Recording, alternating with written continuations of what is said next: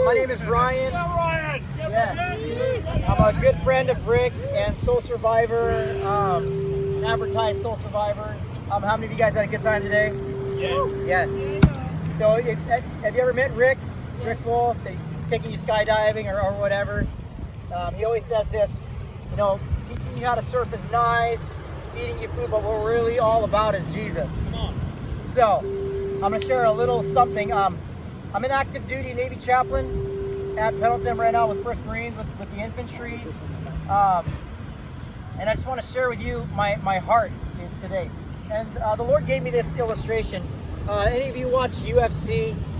Or how many of you like to watch like combatives? And I love that stuff.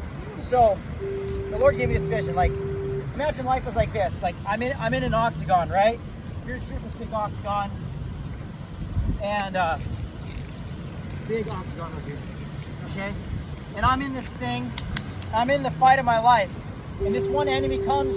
This is spiritual warfare, right? This is my illustration for spiritual warfare. And this enemy jumps on my back called anger, and I'm like, gosh, why am I so angry all the time? And I'm fighting this thing, and then I finally get over it, and I beat that thing up, and anger is no longer in my life.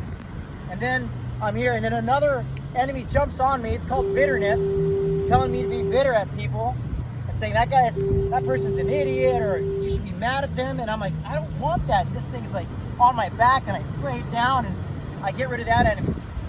And just when I think I'm clear, another enemy jumps on to be jealous.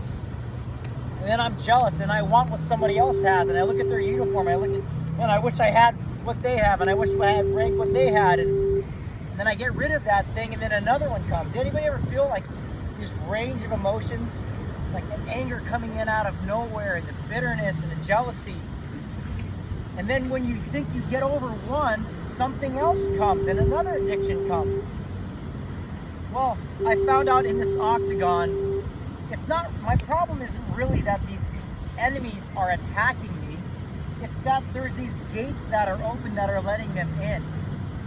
And so I'll share with you 4 gates that let these enemies in. One gate would be the worship of control. You know what that means? Like, anybody here ever heard the term control freak? Like, when I try to control people and circumstances in my life and I worship that, it's sort of like this gate in this octagon that lets the enemy right in. And there's another gate. It's the worship of power. You ever heard of like a power trip, or someone who's on a power trip? So in the worship of power, it's like this gate that lets the enemy in. And the worship of power, these are also called idols. Now, an idol is spiritual warfare language for something that I make matter more than anything else, and I feel like I need it. So when I worship power, then I always want to be right, or I always want to get in the last word. You ever met anybody like that? Or if you're laughing, you're probably like, oh man, I do that all the time. What the worship of power is, I want to get in the last word. I want to get that position. I want to be more important than anybody else. That's power. Subject matter experts even tell us when rape happens, it's not about sex, it's about power. You see, the spiritual roots manifest in all sorts of ways, and the DOD, the Navy, the Marine Corps are trying to figure this out, why people are doing what they're doing. But as a Christian, I look at it from a spiritual perspective. There's the fruit on how people are behaving, and there's the spiritual roots, what's really going on underneath. So you have here the worship of control, or the idol of control, the worship of power. Here's another gate. It's the worship of comfort. And if I worship comfort or idolize comfort in my life, then I'm not going to do anything that makes me feel uncomfortable. I'm not going to confess my faults. I'm not going to own anything. I'm not going to go to counseling. I'm not going to step into church because all that's uncomfortable. And what is everybody else going to think about me? What are my Marines or my sailors going to think if I'm doing those things? So when I worship comfort, I only do comfortable things. I'm not vulnerable with anybody. I don't confess any sins, and it leaves me open for attack. We have control, we have power, we have comfort. And here's another gate, the 4th final gate, which would be the worship of approval. Now, in the military, you probably don't struggle with this, but like trying to get the approval of others. No, nobody. I guess everybody laughing. You know it's true. Only civilians. We know this is not for elementary school. This is for everybody. Like if I do things to get the approval of man, then I open myself up for attack. Now that's great, Brian. You showed us that there's 4 gates. I want to know how to shut these gates so these enemies stop coming in. And this is the gospel message. The gospel, if you've never heard it, it's pretty simple. It just means good news. But you can't have good news without bad news. Right? It's like you can't have hot without cold. You can't have light without darkness. So you can't have good news without some bad news. And the bad news is all of this is true in all our lives. I don't care what your rate is, what your job is, what your MOS is, civilian, military. If you're like the rest of us, then your life is full of these attacks. It is full of these gates. And the difference between me and someone else is I don't do this battle alone. We are not called to do this battle alone. That's why in 2020, now 2021, this whole thing about not talking to people is so anti what God wants. He wants us to connect. He wants us to hug. He wants us to shake hands. He wants us to have relationships with each other. Not have isolation is not the worst thing we do, but it's how we do all the worst things. So today we're in for a treat too, because my friends from Virginia flew in from all the way to Virginia, and I know they'd been coming for a couple weeks, but to role model, like when I do battle, I do it with my brothers here, John, Steve, and now Ryan. And I have other buddies in Virginia and California that when I'm going through stuff, I read them in all the way. Here's exactly what I've done. I confess my sins in the midst of a community that's saturated in the gospel.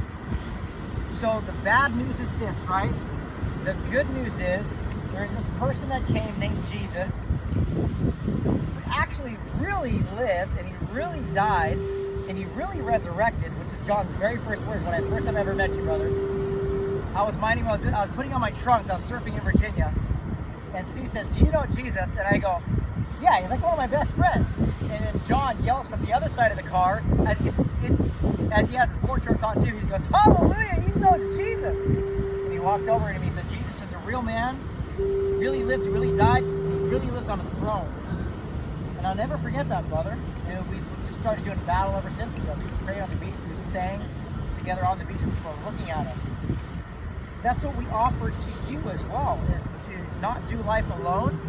If you do life alone, chances are that all these gates are open and they're not shut. You're fighting alone. Here's how I shut these gates. For the control one, I say, "Lord, I am trying to control my wife right now. We've been married for 14 years. Still trying to control. I've confessed it to God. I've confessed it to my brother this morning. Guess what happens to that gate? It's shut. The enemy can no longer get in. This worship of power, man, I feel like I always have to get the last word. And Lord, I confess that. John and Steve, I'm worshiping power again. And they would say, "Praise the Lord, brother. It's done. That gate is shut." And then another day, I'm worshiping the power of comfort. I don't want to confess my sins to those guys. I'm worshiping. And then it's done. I confess that it's going on. The last one, approval. Lord, why am I doing this to impress those guys or gals? I confess I am doing that, Lord. Guess what happens? It's shut. And all the rest of the emotions and the enemy, it's like shooting fish in a bucket. Especially when I'm surrounded with people who know the gospel, who know Christ. They help me just keep that thing clean. And that's how I live. That's how Rick lives. That's how many people here live. And so we invite you into that today specifically. If you have never experienced that, or if you have never believed the gospel that Jesus Christ, He lived, He died, He resurrected, He ascended to set us free from all this stuff, I invite you to a relationship with Him today. And I also invite you There's brothers standing by. Got black shirts on, or Steve, John, Ryan, and any of the other guys, 333 guys, will pray for you. Like, you can pull us aside and say, pray, I want to receive Christ and have that relationship. I'm tired of this, and I want Him. I invite you to do that today. So without further ado, let me close this. Is it all right if I close this in prayer? And then we can continue the fellowship, and then pull one of us aside. And let's talk, and let's begin that relationship, start doing life with others. Father, thank you so much for this ocean. You created this ocean for us to enjoy. So you love it, so we love it. We thank you for surfing. We thank you for the lessons in life it teaches us. Lord, mostly we thank you for the gospel, the good news of Jesus Christ that sets us free from all those things in the midst of a world that's so messed up. Lord, I pray for anybody here today that's never had a relationship with Jesus. Maybe they've had a relationship, but it's gone wayward. We pray for that renewal and restoration today, here and now, Lord. We pray this in the mighty, powerful name of Jesus. Amen. Thank you, everybody, for your time and attention, and thank you. Enjoy some fellowship. Nice. All right, thanks, Jeff. Hey, a man of honor right here, and of strength and courage. What he didn't say today, that I really respect him, is his father just passed away a couple days ago. And he came out here because he wanted to talk to you guys. And he thought you guys mattered enough to come out here and be able to share that message. So thank you, Ryan. And we're sorry for your loss, but I know your dad's in a better place today. Oh yeah, I will see him in the Yep. resurrection. Yep. We did Pretty a cool funeral thing. Wednesday. We did a funeral Wednesday. We spread his ashes at sea, and I just yelled. I said, Dad, I'll see you at the resurrection. I will see you Sunday. I know for sure. So I don't grieve like someone without hope. I grieve as someone I cling to that, and I know we will be ready. So being able to have that kind of freedom is really what we're talking about, right? Having the freedom to just go, okay, to pass from this life is to be present with the Lord. Pretty powerful thing. In fact, the Bible says to be absent from the body is to be present with the Lord. And that's if you have taken on and believe, just simply believe in Jesus. It's not about how much work you do, the things you say or don't say. You know, we all fall. We're just sinners here. And but the thing is, we have a Savior that allows us to pass from now to eternity the minute we just say, you know what, Jesus, I want to believe in you. So thank you guys for being here. We appreciate you. Like I said at the beginning, you matter what you're doing. You're on the front line, so to speak, but really you are supporting the front line so that we can be on this beach in a free country out here praying about Jesus. You know, pretty powerful thing when you think about it. So before you leave, we want to get you some shirts. And the other thing that we want you to do is